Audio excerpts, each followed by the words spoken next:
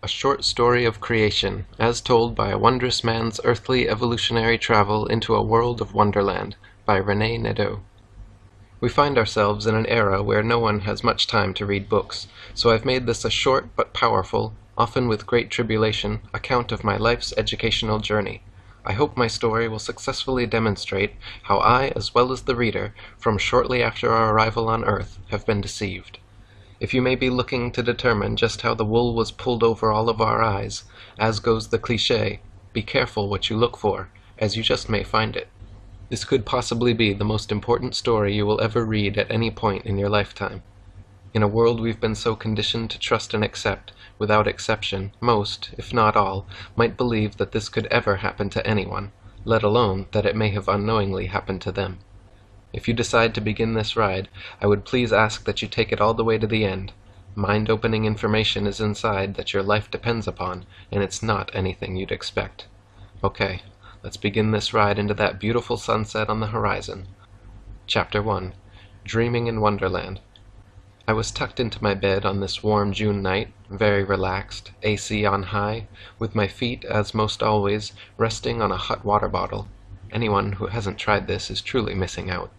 It was pretty much a normal night, but for some reason this night my mind began to wander, reflecting upon what I've learned over my lifetime on Earth, thinking back on just how I had received and processed all that information, attempting to make some sense and purpose of it all as I drifted off into dreamland. As my mind reflected back, I became more relaxed. I recalled that in the beginning, learning, it's theorized, somewhere around 14 billion years ago, the universe was created by a Big Bang event. Apparently, a whole lot of nothing somehow came together, becoming so dense reportedly it could fit on the head of a pin, and with this convergence causing so much pressure or energy that it exploded everything into existence, with a Big Bang creating our ever-expanding and still-evolving universe.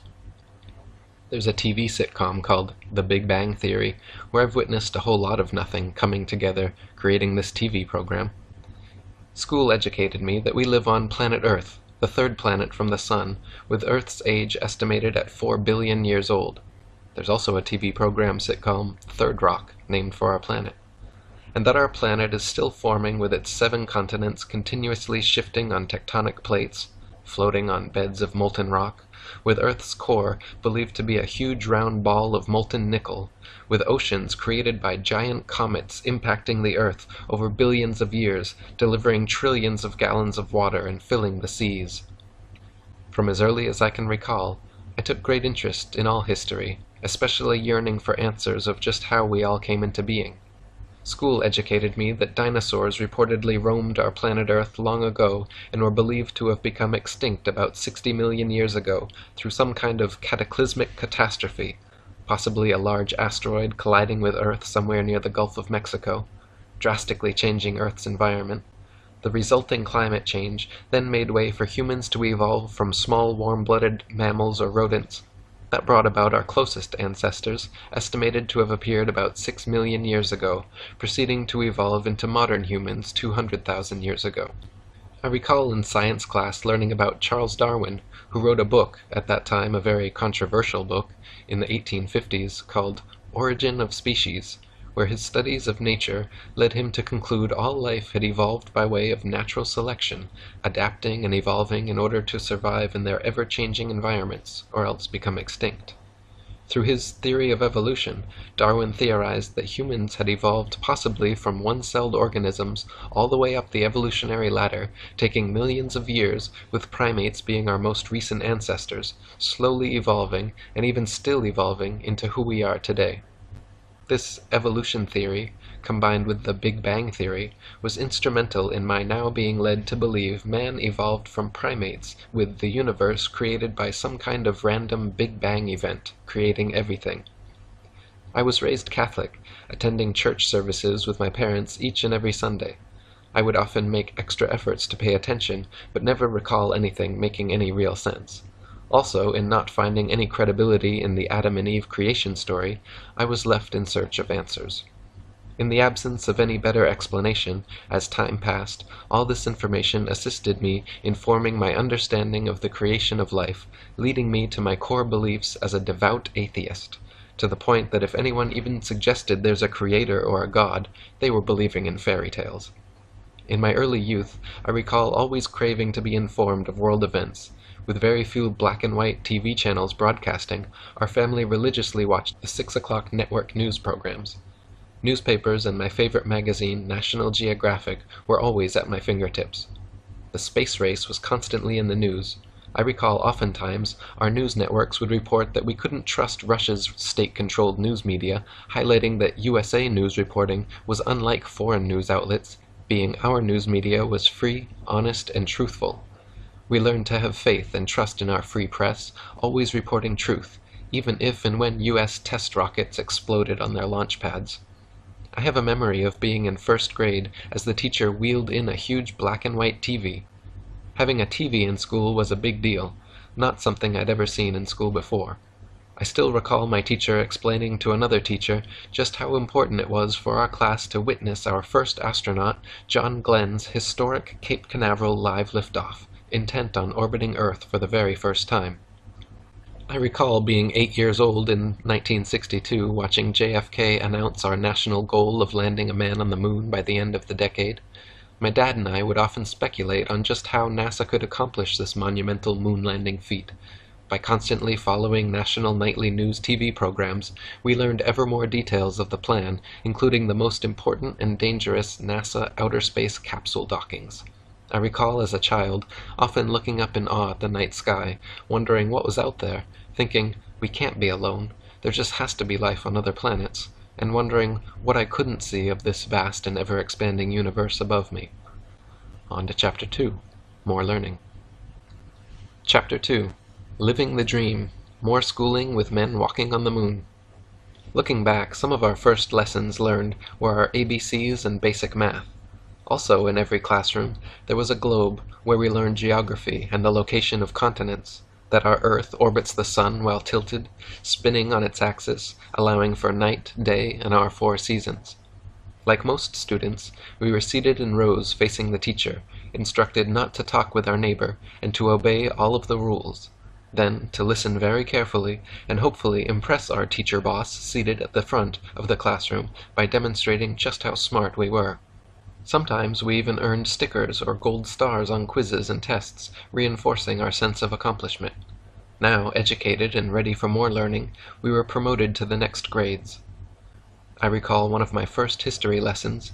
In 1492, Christopher Columbus sailed the ocean blue.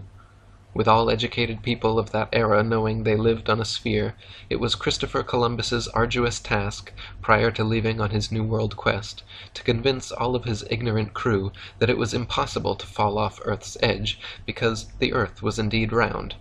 As they sailed on for weeks not seeing any land, his crew became restless and worried, but before they threw him overboard and sailed back to Spain, land was spotted. Columbus, believing he'd found India, referred to the natives as Indians. This New World discovery earned him the honor of a holiday, Columbus Day. Fast forward 477 years, man takes his first steps on the moon.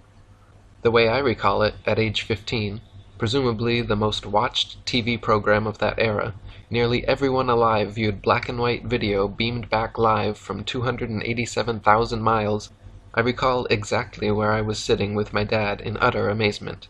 Also, now far enough from planet Earth, we were shown an image of our home floating in space as a perfectly round blue sphere laced in white swirling clouds, an absolutely unbelievable epic sight. On subsequent missions, astronauts even hit a golf ball and drove a lunar rover wildly over the moonscape, leaving me with a sense of wonderment, believing anything was now possible. Fast forward again, this time 48 years, to 2016. Much has changed and progressed. I had never in my wildest dreams ever doubted the authenticity of the moon landings. After all, I'd watched them live on TV network news broadcast programs. What often got me thinking was what I hadn't seen. After reportedly having men travel an unbelievable 287,000 miles, apparently with far less computer power than you and I hold in our hands today, even with our vastly improved technology, we still hadn't been back to the moon. Manned space travel had not progressed, but in fact had regressed to reportedly an international space station a mere 200 miles high up in Earth's orbit. So after nearly 50 years, man was staying ever closer to Earth, not exploring outer space as you'd reasonably expect progress would dictate. With these moon missions vital to my core foundational beliefs, from Earth to the entire universe, I just wanted the simple truth. Did we in fact go to and land on the moon? True or false? I so wanted it to be true. I finally took the time to extensively research the topic. Though there's considerably more evidence for this story, I've included the following. NASA needs us to believe that all the moon missions traveled safely through deadly Van Allen radiation belts unscathed. In late 2015, NASA posted a video on their official website regarding testing of the new Orion spacecraft, reportedly attempting to reach 3,600 miles away from Earth. The NASA engineer went on to surprisingly and proudly explain that this test flight would travel higher up into space than we have ever been before, with Orion's shielding being put to the test to protect delicate electronics and guidance systems, and, more importantly, stressing, before they send humans this far up into space. Wasn't this shielding problem solved nearly half a century ago? Or maybe NASA doesn't remember they'd solved this problem, seeing as they've confessed to losing all 14,000 reels of telemetry data, including blueprints and all original videos for all the Apollo missions. So NASA has not just misplaced, but has lost forever all documentation evidence and physical proof of what's been referred to as the greatest accomplishment in all human history. How can something so vital to our national security and history that you'd expect to be stored in the National Air and Space Museum, or even possibly Fort Knox, be lost forever? Well, unless this documentation was intentionally lost, destroyed, or maybe it never even existed at all. As a side note, last fall I witnessed presidential candidate Bernie Sanders in a debate response, in order to make a point, accentuating the impossible, said, "It's like they're going to go to the moon. It just ain't going to happen." Also telling, when viewing astronauts Buzz Aldrin and Neil Armstrong's moon mission interviews, their body language appears not at all consistent with truth-telling. I'm no expert, but I believe I've developed a good feel to know if someone is telling the truth. The bottom line? In the absence of any physical proof, expected space exploration progress, including overwhelming and NASA-admitted obstacles, the only reasonable conclusion is, the moon missions were apparently staged Cold War propaganda stunts, reported by our trusted news media as actually happening, rumored to have been produced by the famed director of the 1968 movie 2001: A Space Odyssey, the late Stanley Kubrick. If it were at all possible to travel to the moon, after nearly half a century, NASA would surely have a simple HD camera positioned on the moon, aimed back at our Earth, or even moon bases by now, showing planet Earth spinning 24/7 in real time. They could even sell advertising on it. I know I, like many, would have a dedicated screen on constantly for our spinning planet Earth. We've been led to believe we have seen photos of the Earth from space. The opposite truth is, there are no actual photos and/or real-time, real videos of Earth.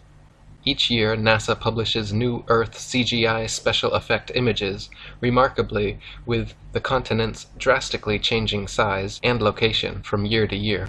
Reasonable expectations suggest oodles of real-time actual videos and selfie photos of planet Earth being available.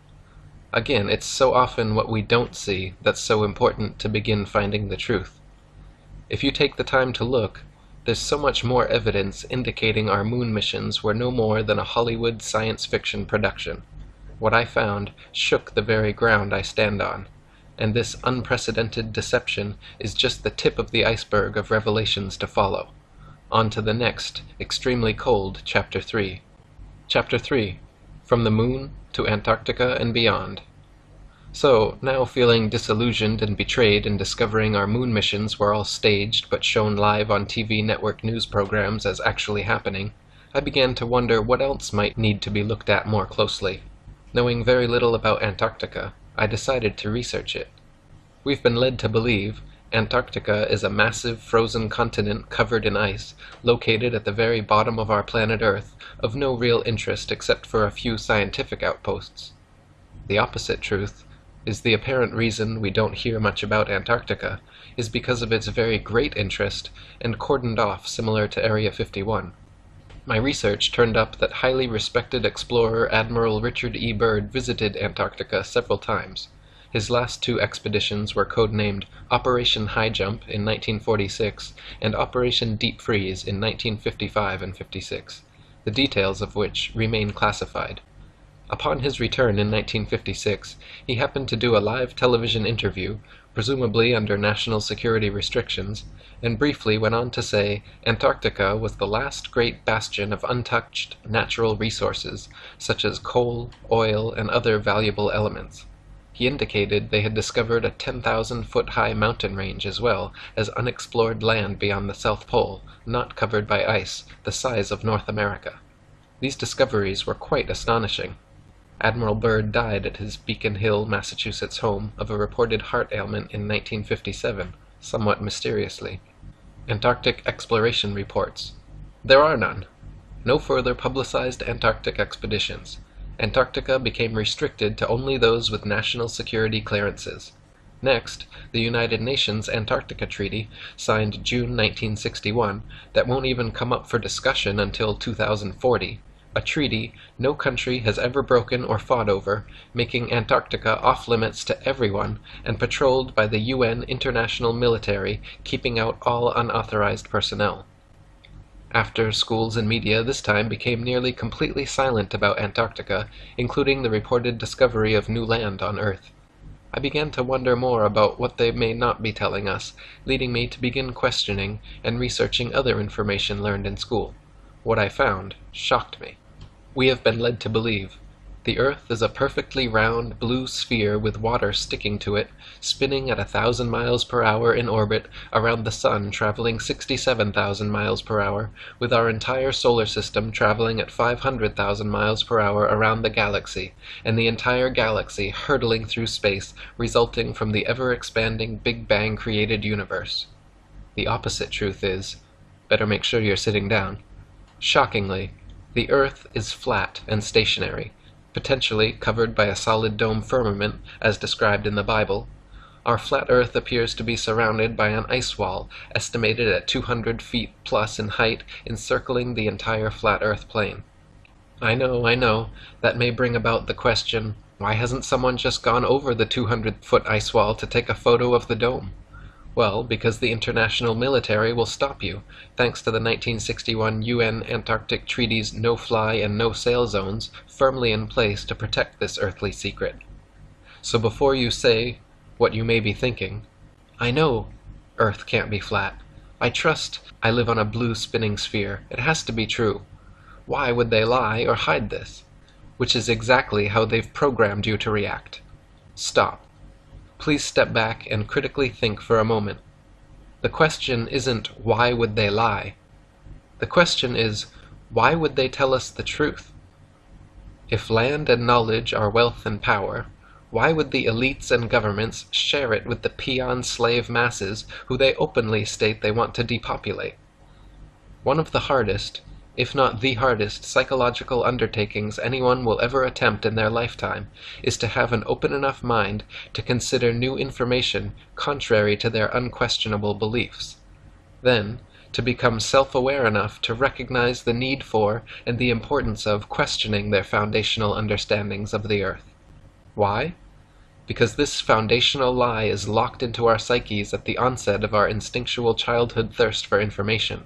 You're as sure of where you live on planet Earth, the third rock orbiting the Sun as a speck in the vast universe, as where your house is located in your neighborhood, or the nose is on your face. Now in your mind, like I once believed, there's no need to question it. With schools educating us that the Earth is beyond any doubt a spinning blue sphere as determined by geniuses over 500 years ago, along with Christopher Columbus proving Earth as round.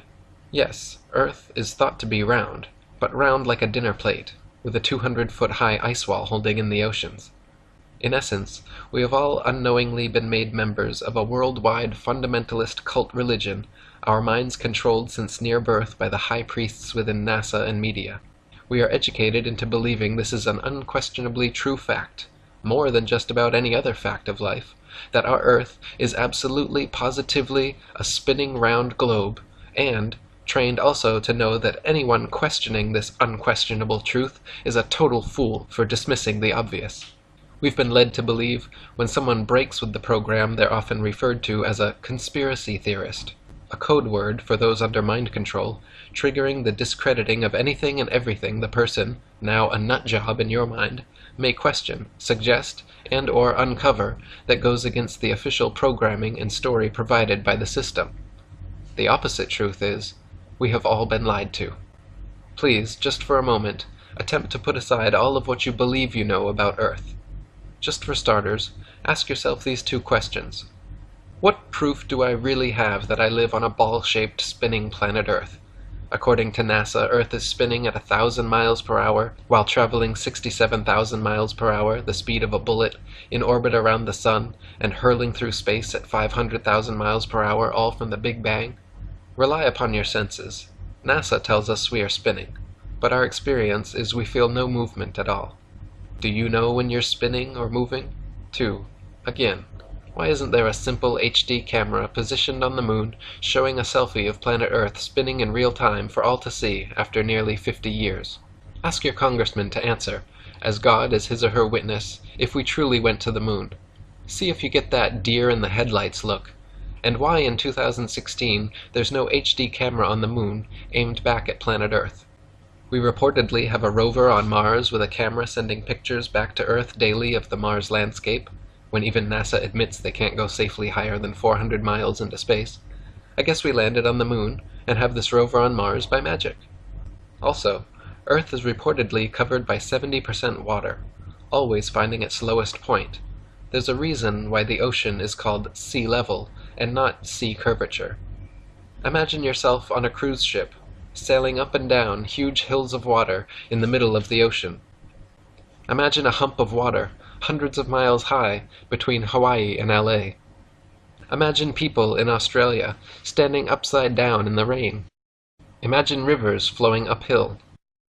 Check out the sun as it heats the tops of the clouds, or when sunbeams shine through them. Does the sun really appear and feel 93 million miles away? Have you ever seen the curvature? I know how hard this is because I once believed and fully trusted I was educated. I had no reason not to believe the earthly facts I was taught by the system were anything but true. I know for sure at one time in my life I'd surely have chuckled at any suggestion by anyone that Earth was anything but what you and I were programmed to believe as children. Another thought you may have is, what good does it do to me to know that the Earth is flat and not a spinning ball? If you keep reading, you'll find out just how extremely important it is for you to know where you live, and why this secret is so important that it remains a secret. On to Chapter 4, My Mental Illness Identified. Chapter 4, Global Mental Illness. I've recently and proudly been able to self-diagnose one of my mental illnesses, and I'm happy to report with self-therapy I'm on my way to a full recovery. Flat versus spherical Earth, I believe, is a form of widespread global mental illness, contributing to declines in everyone's overall health.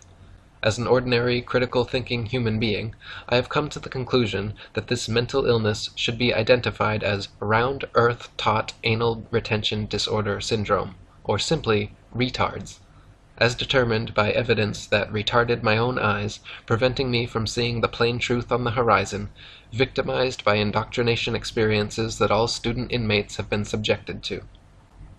If you feel the urge to dismiss what I've suggested about Earth, please keep in mind that it may be you believing you're so educated, that it is you claiming to know everything, relying solely upon what the system that controls us told us. As indicated in my introduction, most, if not all, may not believe that this could ever happen to anyone, let alone that it unknowingly happened to them. But it surely did. It happened to all of us. You may be shaking your head, thinking that I must have lost my mind.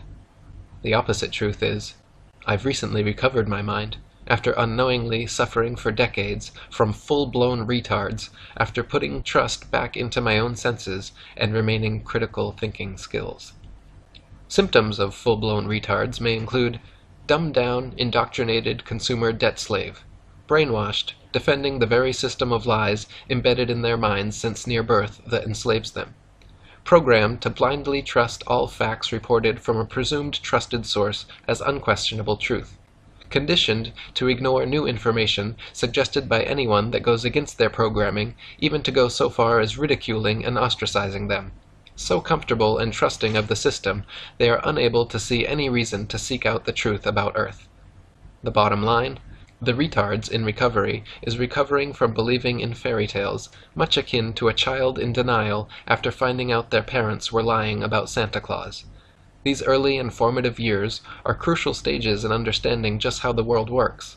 But now the child is forced to face the reality that their trusted parents lied to them. It's very traumatic, and not easy at any age when needing to reconsider a once believed undeniable foundational fact. I recall being in the first and second grades, witnessing children arguing about Santa Claus being real.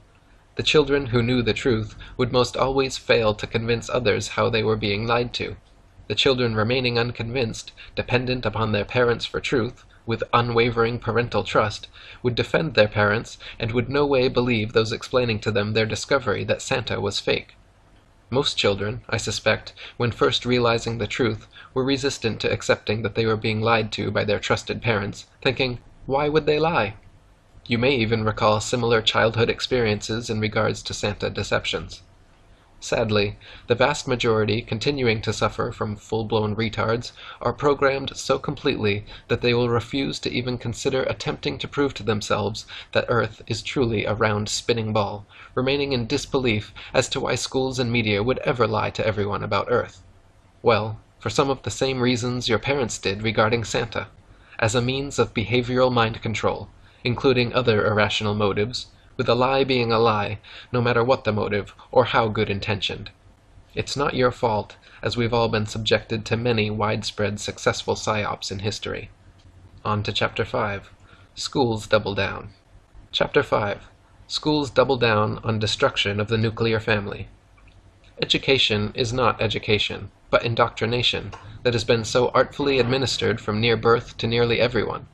We are then kept distracted, trusting and dependent, so that in essence we are all bowing down to worship big government and corporations as our God and Savior.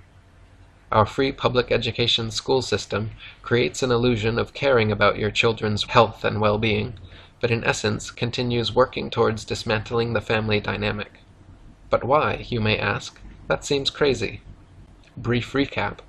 Once everyone is believing we live on a spinning ball shooting through space at near lightning speeds, next is to teach children their existence is a result of a random Big Bang accident, created from nothing into something, and by sheer luck over millions of years to evolve into a chimp who one day came down from an African tree, learned to walk upright, made tools, lived in caves, then after more evolutionary changes and social tribulation, led us to our human civilization of today.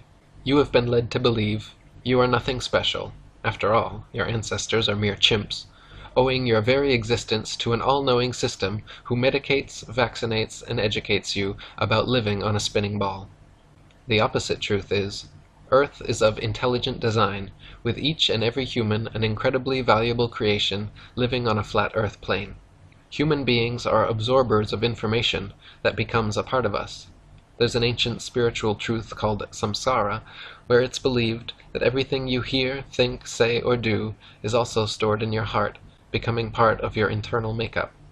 When attending schools, watching TV and movies, videos and internet, you are absorbing that data into your internal system, similar to a computer hard drive, with everything entering into your heart, especially young children, who are in even more of an absorbing mode, learning what it's like to be a human being. The school system is installing another virus, mental illness, onto your children's hearts. You have been led to believe we are no longer just males and females, but now gender fluid. Now we have little boys and girls questioning if they truly are little boys and girls. The opposite truth is, men and women are men and women.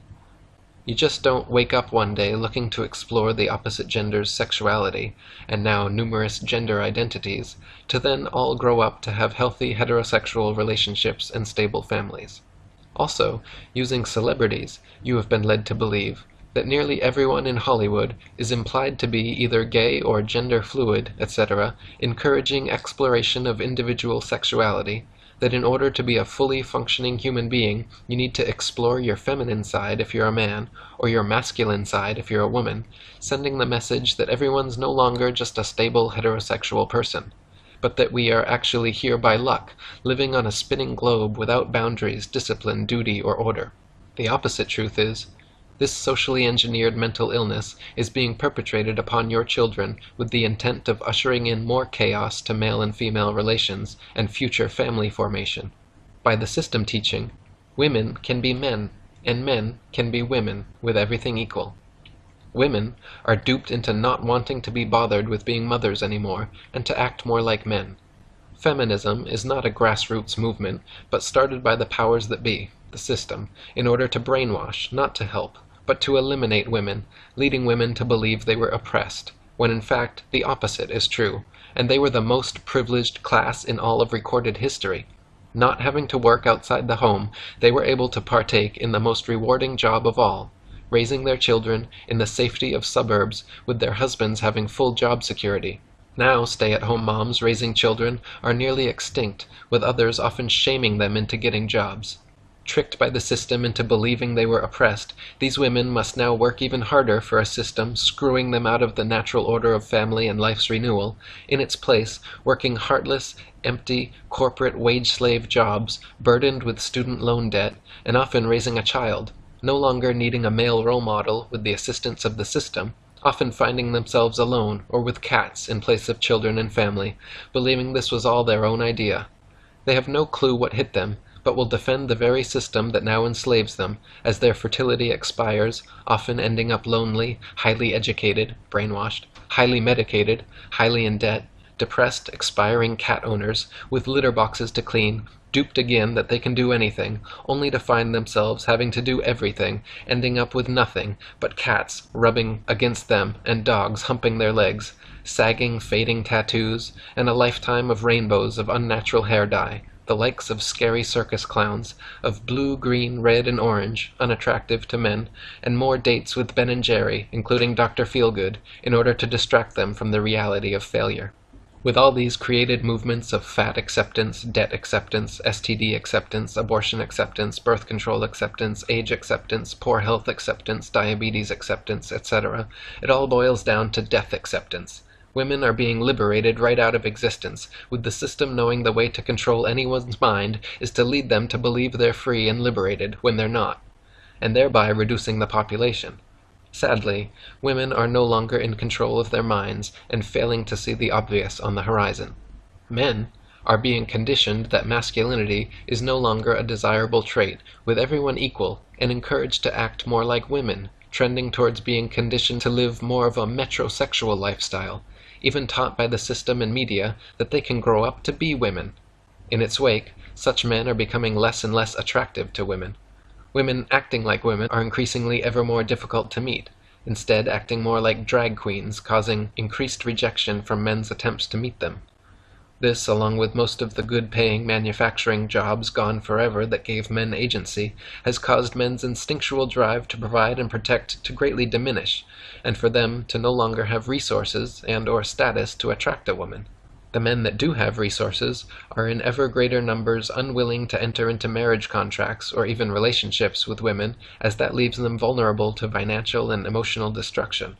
Women are also in ever greater numbers becoming no longer attractive to men. The fat acceptance movement has tricked women that poor health, tattoos, and circus clown appearances is the new sexy, and that it's all men's fault in not finding them attractive.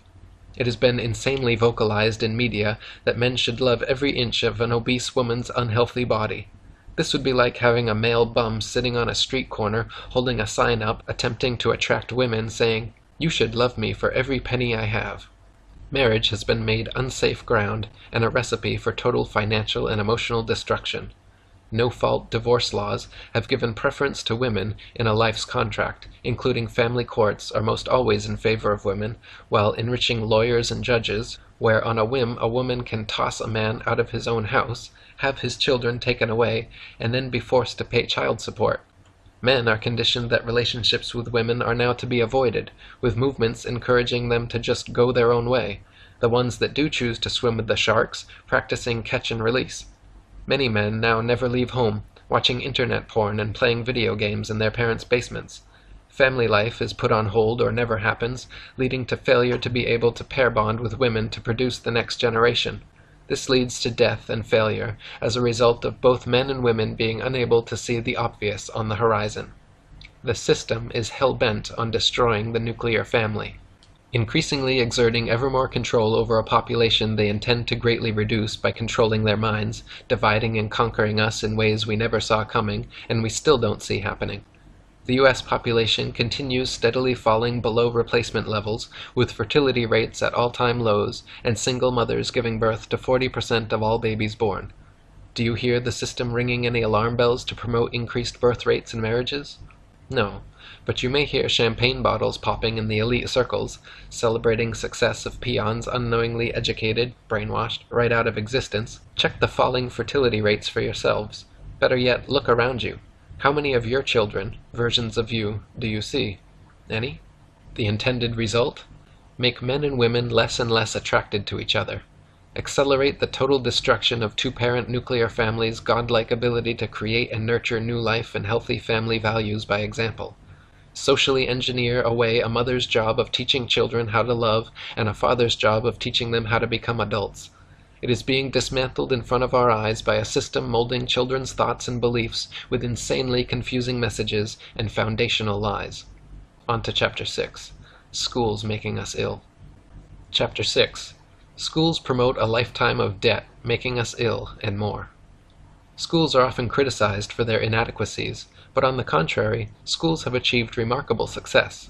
Parents, products of the system, are so conditioned that they seek out perceived better schools for their children to help ensure they'll receive even more enhanced mind control conditioning. Illusions of truth, trust, and facts are all built upon the foundation of the globe myth, making way for any misinformation to follow, easily accepted by an unquestioning, mind-controlled population. Fully transformed into unquestionably believing everything and anything disseminated from the perceived trusted corporate media source, now instinctually conditioned to dismiss anything contrary to any official story reported in the news media. So even if someone says, "Hey, that just doesn't look right. Did that event really happen?" the correct answer always has to be, "Well, of course it did. We saw that reported on a TV news program. What's the matter with you anyway? You moron. Get with the program." Trusting in the system, students are also taught to eagerly go deeply into student loan debt, in bondage for decades, for what they perceive as vital higher education, all in the absence of any guarantee of finding well-paying jobs, oftentimes ending up deeply in debt, working at low-wage jobs as feudal slaves. Now, with even fewer resources to start families and have children. The consumerism slave graduate learned, like it? You don't just want it, you need it. Go ahead, buy it. Buy it now. Can't afford it? Here's your credit line. Enjoy yourself. Life is short. Have fun. You are all that's important. Now, after being proficiently programmed on how to be a good member of our consumer society, students are led to also believing pharmaceutical medications are the answer to just about anything and everything. Don't worry, if material goods don't make you happy, there's a pill for that. Eat, drink, and be merry.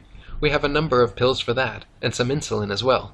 Can't find a job paying a living wage, or a husband or wife? We have pills for that.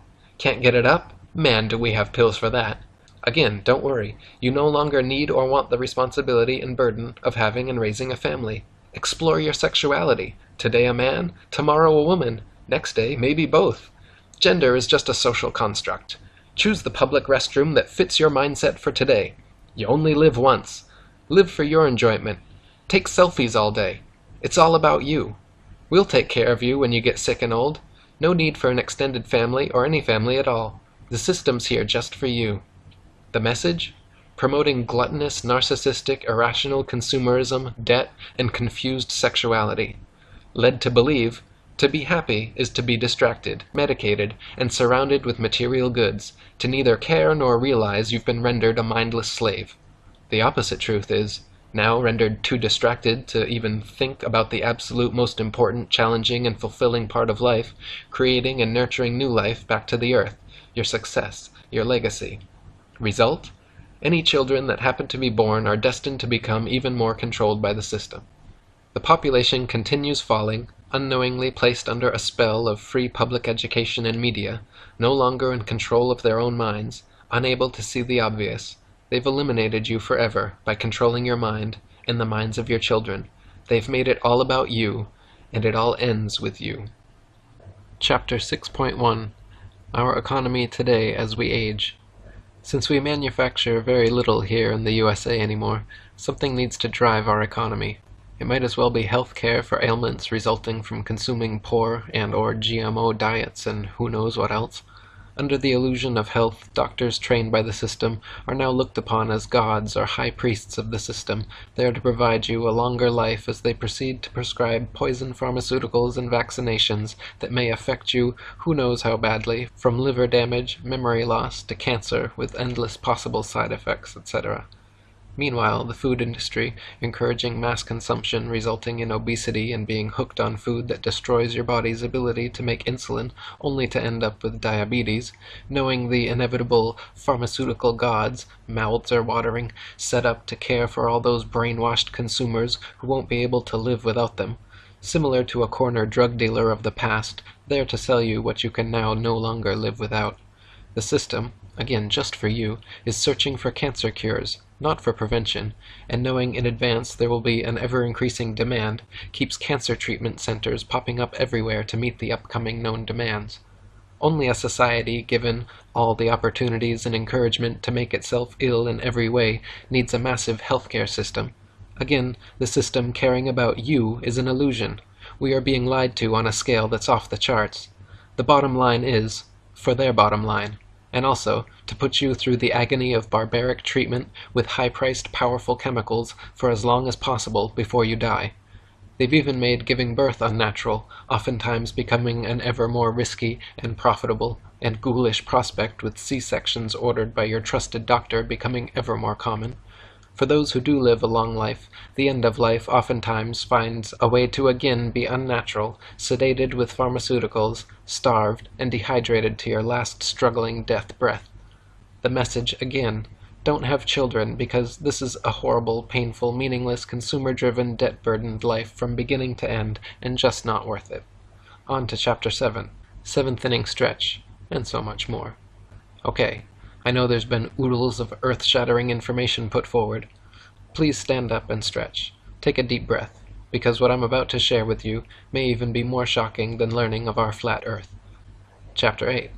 Top of the 8th inning. Batter up. Here's the wind-up and the pitch.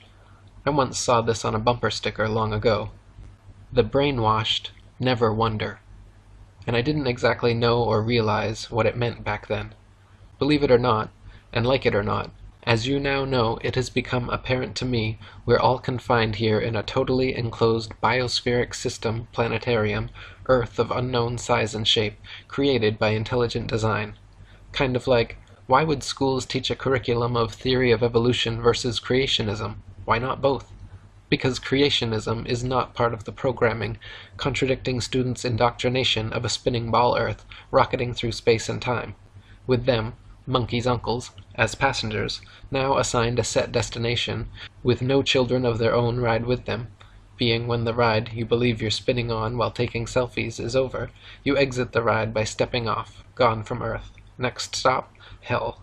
It's similar to misinforming people seated in an amusement park ride, set up and appearing to rapidly spin separately while whirling around at super speeds, even though they experience and feel nothing, are told that the ride has actually been underway since they arrived, and they just hadn't realized it. I, like you, was convinced for the better part of my life that this was true. This foundational belief that we all live on a spinning ball Earth makes way for our big government god to be worshipped as a false idol, then forced into paying tribute to that very system that keeps us all unknowingly brainwashed. Led to believe, from schools, that intelligence rests upon accepting, absorbing, and regurgitating information presented, confirming successful programming installation. So brainwashed, trusting, and dependent upon our educational systems, parents, being products of that same system, eagerly offer up their children's minds for programming shortly after their arrival on Earth. With the message, to resist is not only futile, but insane. The population is harshly punished into submission until accepting the programming one way or the other. The opposite truth is you're left with two choices. You can be true to yourself, ask questions, find real answers, and break free from your programming, spread the truth about Earth far and wide, at the risk of being ostracized, knowing that when attempts to expose the flat Earth to programmed, controlled minds are made, they'll vehemently resist. Programmed so well to know what they think they know as undeniable truth about the Earth, Moon, stars, and Sun, that even if they could question their programming, they're unable to see any benefit for them to do so, because they're perfectly happy in experiencing comfort and contentment while unknowingly on a path to extinction. Or, 2. You can be true to yourself, ask questions, find real answers, and break free from your programming. Seek out truth and meaning of our existence for yourself only, sharing with a select few that may be ready and or deserving enough to begin to be deprogrammed, knowing that those who walk amongst you are mostly, hopelessly, brainwashed, with many doomed to ultimate life's failure, and living your life, continuing to seek paths to the truth about our Earth and Creator, while being a creator yourself by having as many children as you can support, teaching them to rise above all the lies, distractions, and temptations of consumer gluttony. I guess one of the biggest dilemmas is what, when, and how do you tell your children? When and if you hopefully seek out the truth about the very ground we walk on? Do you tell your children all of what they're learning in school is BS, and while attending school to do it in a mode of suspension of disbelief? Do you withdraw them from school to homeschool them, knowing it will not prepare them for the world of deception we live in? Do you advise them to listen even more carefully in absorbing the programming entirely, and maybe, just maybe, they can become an astronaut, if they have the right stuff, selected for a possible upcoming mission to Mars, for a starring acting role, playing the part of a pathological liar? Do you flat out tell them the flat out truth about our flat Earth, and that they have been under mind control, with everything they have been told, have learned, and will be taught are lies intent on keeping them from reproducing? Will they even believe you? That, my friends, is all up to you to handle and figure out. It brings tears to my eyes that life is nothing like we have been led to believe. Those in control of our minds have convinced us that we all live on a painting of a spinning ball. It's been said, the bigger the lie, the easier it is to believe. Sadly, believing the biggest lie ever told in all of human history has resulted in the masses' total loss of control of their mind, body, and spirit, a loss so complete that many will never even realize they have lost it. On to the 9th. Final thoughts. Chapter 9. Some final thoughts. Bottom of the 9th inning. Sadly, as I confessed in Chapter 1, I was led into becoming a devout atheist, zombie troglodyte, victim of my schooling indoctrination, reinforced by media, educated with BS and false earthly facts. Somehow, breaking free from the master programming that stuck just enough, keeping me in the dark for decades, leaving me embarrassed that I didn't question all learned basic earthly facts I was led to believe sooner. For my entire lifetime I always considered myself open-minded, but knowing if anyone approached me 2 years ago and just mentioned the Earth might be flat, I would have instantly determined that a retarded moron was in front of me, because I, like you, believed I was educated, with all I needed to know, and fully able to spot a retarded moron when I saw one. I always attempted to live my life in that extraordinary claims demand extraordinary proof, when presented with any claim appearing as wild or outlandish. This strategy served me well in keeping me from believing what wasn't the truth. But I must confess to you right here, right now, flaws and errors in employing this foundational philosophy. For this to work as intended, it needs to be all-inclusive of any and all sources, or it can't be depended upon to serve you. My mind was unknowingly being controlled, just as yours is reading this right now, into trusting our educational system and news media to provide and disseminate truthful information, causing me not to consider what turns out to be the extraordinary claims actually being made about our Earth being a globe, all in the absence of any real proof. You were all wholeheartedly trained into putting blind faith and trust in what we've all been taught, in school and or shown on TV news, just as I was, even above our own senses. But if you like, you can call me a retarded moron for questioning my programming, and or for just sharing my discoveries.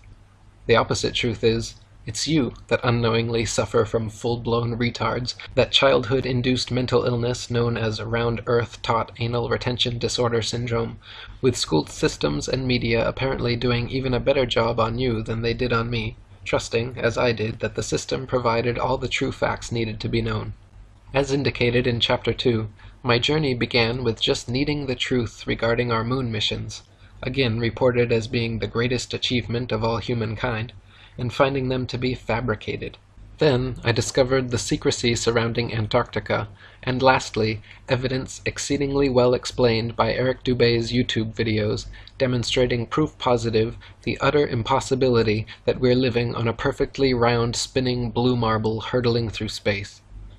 The more you desire and dig for the roots of your very existence and why we find ourselves in this game of life, the more you'll be amazed, being there's much more to this life than we've been led to believe, and sadly this desire is constantly and unknowingly being programmed out of everyone. Big government and news media has even made the word truth politically incorrect. Now anyone no longer under their mind-controlled programming are identified as truthers. Truth is not something anyone should be seeking. As in, get with the program, you moron. Only a moron would question the program's honesty and integrity. There's a notable quote in George Orwell's book 1984. In a time of universal deceit, telling the truth becomes a revolutionary act. Governments have no fear and no reason to fear any mass awakening due to their overwhelming programming successes. With generations of programming so hardwired, even if a prominent government official happened to appear on live TV announcing the Earth as being truly flat, overwhelmingly the masses would unquestionably know this retarded moron had lost his freaking mind.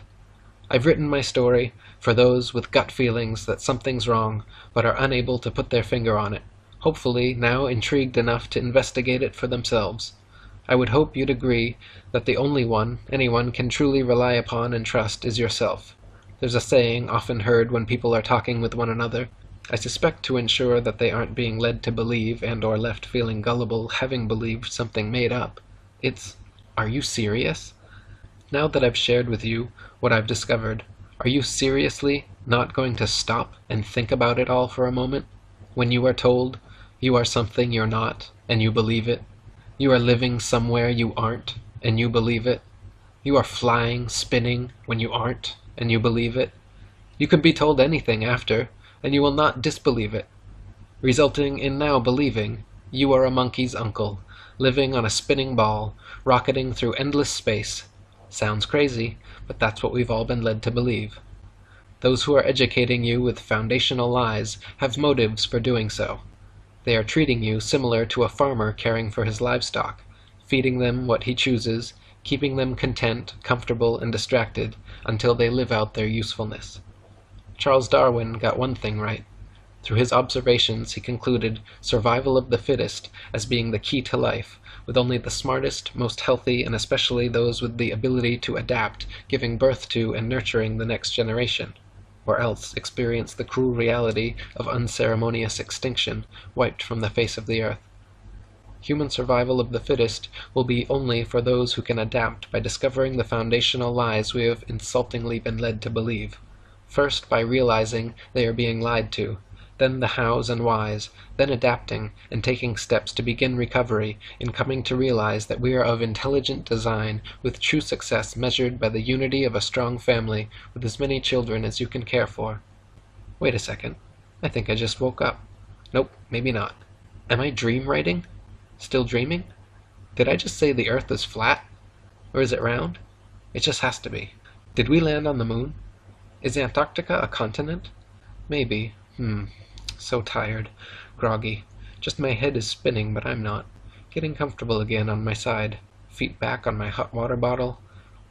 Thank you for completing my story about a regular guy believing he was educated, attending school. He learned basic earthly facts, including those of the creation of life in the universe.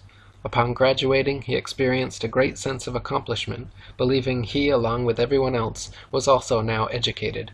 Only as a result of a dream did he later come to realize he truly knew nearly nothing about most everything.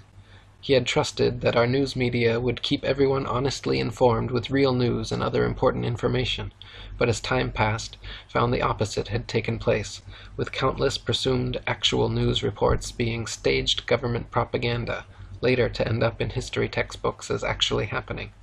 Ironically, those pulling the strings have scientists building machines that can think critically, AI, while school teachers are programming our children not to think, no intelligence, NI. One day, soon, presumably replaced with manufactured, soulless robots, allowing for even more control by those in control. Big government can't be trusted, with their greatest fear being a populace of well-informed, enlightened, strong spiritual souls uniting, fearing this unity of all the people on earth will end their power they have over us to control us with lies. Again, the powers that be absolutely do not want us peons to have their same level of earthly knowledge. Able to see the big picture, they influence our minds to bring about their desired population reduction. I'll say it again for those who missed it. The system is providing you everything you need while making you comfortable for you to end your own legacy. You may ask, but why? I don't understand why. Well, because you're no longer needed. The progressive and rapidly approaching robot revolution is upon us, making the programmed and now significantly less intelligent human peon obsolete, slowly being programmed to eliminate themselves in order to save the planet they think they know they live on. Replaced with man-made, soulless AI robots slaving for the elite, much more efficiently controlled surely to surpass human intelligence, and most definitely able to determine whether or not they're spinning on a ball 70,000 miles per hour, that humans could never figure out. In the end, only kindness matters, so please be nice to everyone, especially those who dare to begin attempting to unravel years of deceptive programming, hopefully finding a path to the meaning and purpose of their existence, while being creators and nurturers of renewed life, adapting to become one of the ancestors of a human survivor of the fittest, and possible chance for spiritual recycling, living on in some other form. The Creator within moved me to share my evolutionary travel into Wonderland with those directed to find it, because you weren't created by accident. I didn't create this by accident. You didn't find this by accident. Until we meet again in my dreams, unless I wake up.